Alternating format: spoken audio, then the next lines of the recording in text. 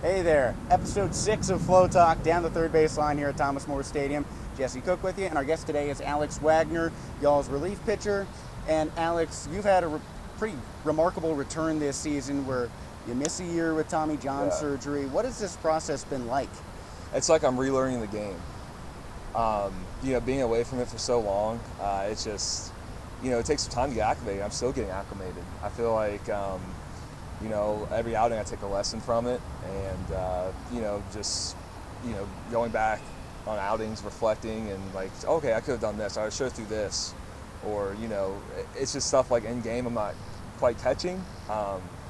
But yeah, I feel really good, and that's what's important. Staying healthy this year, and just trying to have a smooth rest of the year, make the playoffs. So it's the goal. And how important is it for this to be in Florence? It's your third year here, you're from the area. Yeah. How have the y'alls helped in that process? I mean, tremendously. I have, obviously my family's here, so that's big. I get a lot of support. Just Florence, and also like regardless of that, like Florence is such a special place. We have such a special atmosphere. A lot of great guys on the team, and the clubhouse is amazing. So yeah, it's just very special to be here. And being from the area, did you go to, it was in Florence Freedom games growing up? It's funny, I never really heard of the Freedom until I was in college. So, really? Yeah, so I'm from Westchester, so that's about 35, 40 minutes away. And, playing travel ball and stuff, you never really have time in the summer to go out. And, obviously my parents are running around, with their heads cut off, getting me to games and doing everything they can. So, we just, they were probably exhausted. We just never really had time to go out and do things as much in the summer.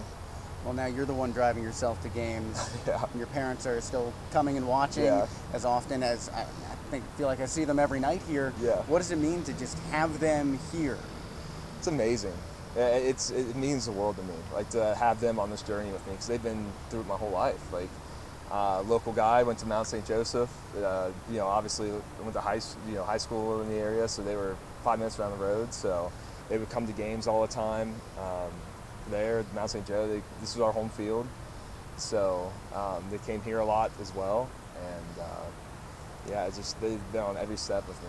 It's been amazing. So did you feel like you had sort of a leg up on your teammates playing in what's been your home ballpark when you first came to the y'alls? Oh yeah. Yeah, I think so. Threw hundreds of innings on that mound. So between 2016 and now, So now that you're in the new clubhouse down there, moving from the old one, what was that like, just walking in there for the first time, having gone in pretty much day in, day out to the old one, an eighth of a mile down the road? Yeah. The old one didn't have AC either. So, just walk in. I hate to say it, but that's a big league clubhouse right there. It's awesome. It is so cool. Obviously, it's a remarkable clubhouse. That's all I got to say. I can't even think of words to describe it. It's obviously the best in the league.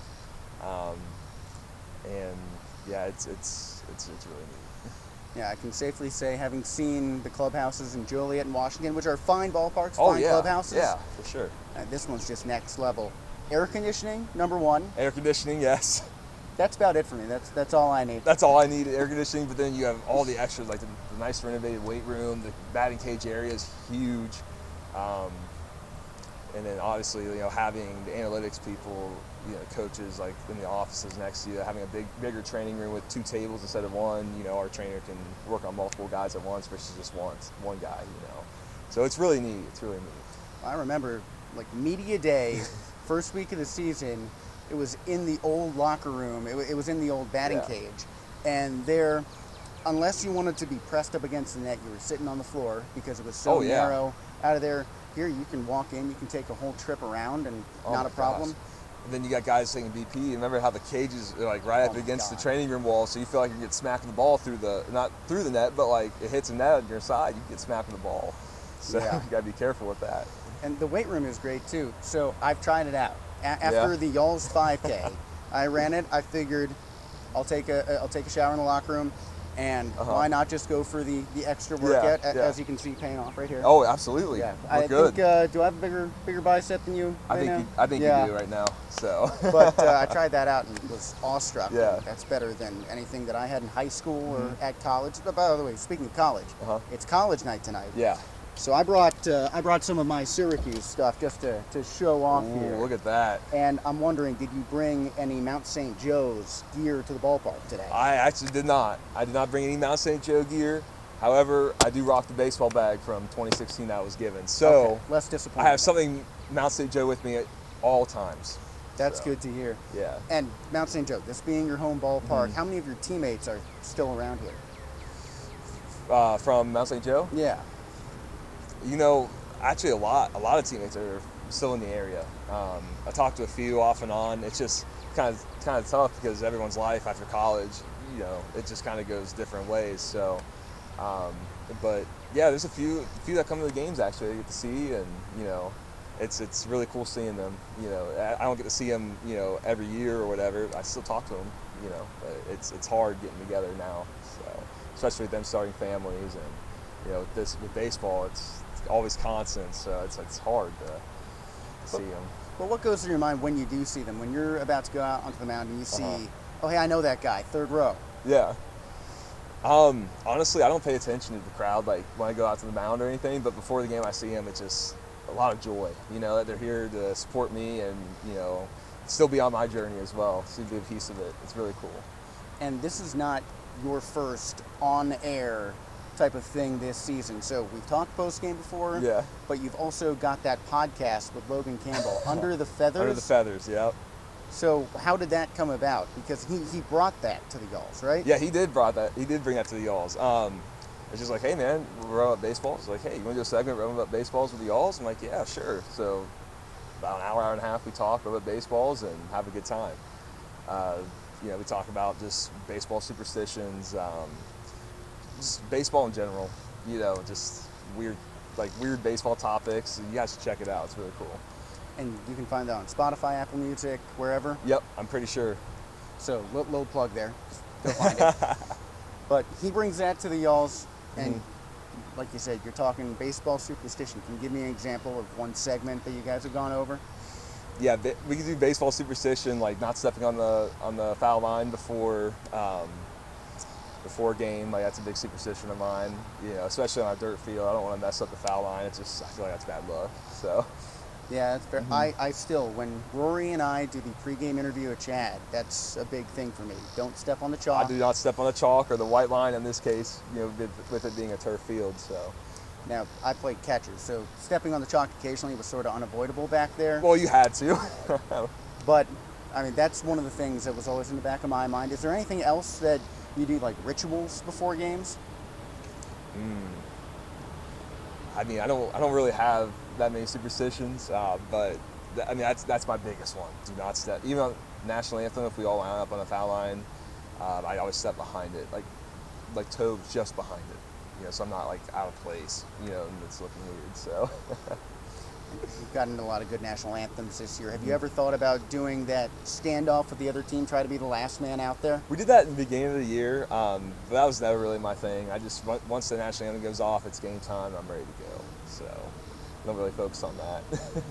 And you've got a different look on the field than you do right now. Yeah. So you and Carter Poirier are the only guys I can think of on the team that wear glasses. But you go Superman mode. Right now you're Clark Kent. Yeah. On the mound, your glasses off. Man of Steel. Yeah, contacts for sure.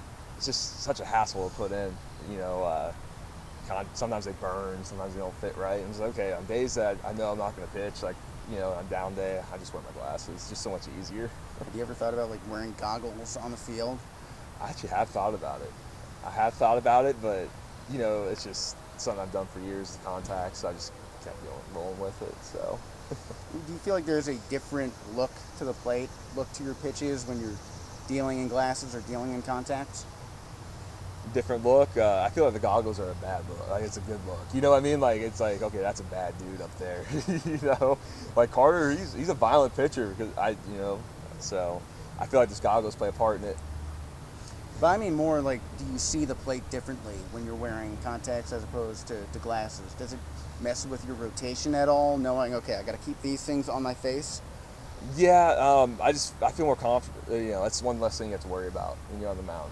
So that's why I like contacts in general too. Just I'm not worried about my glasses, flying left or flying right, and if I'm ripping through the ball, it's like, okay, well, I can just rip through it, and my contacts aren't moving in my eyes, so I can go with that.